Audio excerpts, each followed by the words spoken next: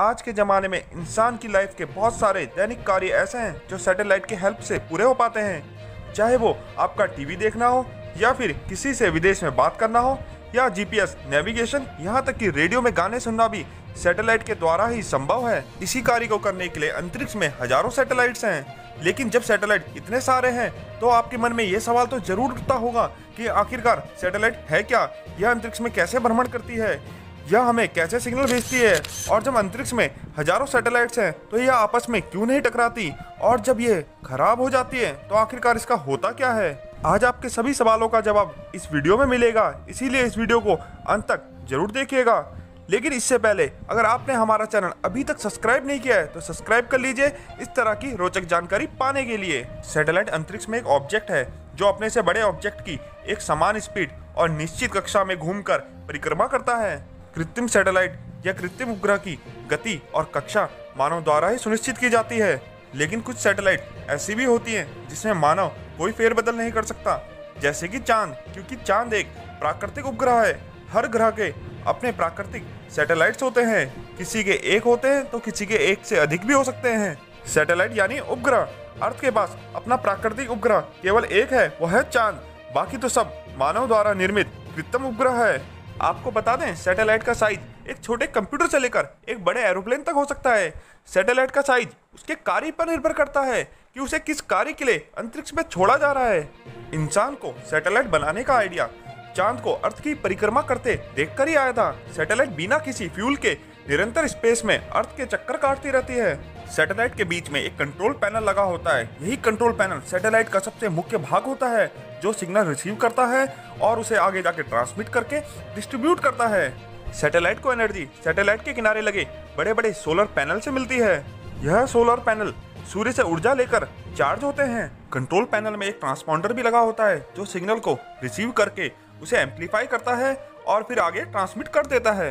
यह सैटेलाइट धरती से अलग अलग दूरियों पर स्थित रहती हैं। मुख्यतः यह 3 तरह से धरती की परिक्रमा करती हैं। सबसे पहले होती है लोड सैटेलाइट। यह सैटेलाइट धरती से लगभग 2000 किलोमीटर की दूरी पर छोड़ी जाती है और दिन में कई बार यह अर्थ की परिक्रमा करती है। इसकी गति सबसे तेज होती है, क्योंकि अगर इस सैटेलाइट की गति धीमी होगी तो यह अर्थ की ओर खींची चली आएगी, क्योंकि अर्थ के सबसे करीब है। इन सैटेलाइटों से लगभग अर्थ का इमेज लेना, अर्थ को स्कैन करने का कार्य किया जाता है। उसके बाद आती है मीडियम अर्थ सैटेलाइट। यह सैटेलाइट 12 घंटे में अर्थ का एक राउंड पूरा करती है। यह सैटेलाइट लगभग 19,000 किलोमीटर की दूरी पर छोड़ दी जाती है। इस सैटेलाइट के माध्यम से नेविगेशन, कम्युनिकेशन जैसे कार्य किए जाते हैं। इसके बाद जो तीसरी कक्षा होती है जहाँ पर सैटेलाइट को छोड़ा जाता है अर्थ की परिक्रमा करने के लिए, वह है हाई अर्थ सैटेलाइट। यह सैटेलाइट अर्थ के बराबर समान स्पीड से अर्थ की परिक्रमा करती है। यह सैटेलाइट लगभग 36,000 किलोमीटर की दूरी पर अर्थ की परिक्रमा करती है। यह सैटेलाइट मुख्य तौर पर वेदर के बारे में जानकारी लेने के लिए कार्य में आती है। अब तो आपको पता चल गया होगा कि सैटेलाइट का मुख्य काम होता है सिग्नल को रिसीव करके आपको सेंड करना।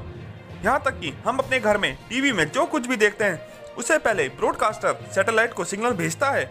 उसके बाद सैटेलाइट के द्वारा वह सिग्नल डिस्ट्रीब्यूट होते हैं और फिर हम अपने घर पे लगे D2H एंटीना के माध्यम से सिग्नल रिसीव करके टीवी पर देखते हैं। यहाँ तक सैटेलाइट फोन्स को जो आर्मी में यूज होते हैं वो भी सैटेलाइट सिग्नल का यूज करते हैं, क्योंकि कई बार ऐसी जगहों पर वो होते हैं जहाँ पर मोबाइल फोन के टावर नहीं होते हैं। सैटेलाइट को अर्थ की ऑर्बिट पर एक समान स्पीड और निश्चित दूरी पर छोड़ा जाता है ताकि कभी वो आपस में ना टकरा जाए। इसीलिए हजारों सैटेलाइट होने के बाद भी वो कभी आपस में नहीं टकराती है। लेकिन आपने कभी सोचा है जब सैटेलाइट खराब हो जाती है तो उसका क्या होता है? जब सैटेलाइट खराब हो जाती है या रुक जाती है तब वह अर्थ की ओर खींची चली आती है, और छोटी सैटेलाइटें तो अर्थ तक पहुंचने से पहले ही खत्म हो जाती है और बड़ी सैटेलाइटें नीमो पॉइंट में गिरती हैं। यह नीमो पॉइंट समुद्र में है जो साउथ अमेरिका, ऑस्ट्रेलिया और न्यूजीलैंड से घिरा हुआ है। यह थे कुछ सैटेलाइट के बारे में अमेजिंग फैक्ट। वीडियो अच्छी लगे तो लाइक कीजिएगा, शेयर कीजिएगा, कमेंट कीजिएगा। धन्यवाद दोस्तों।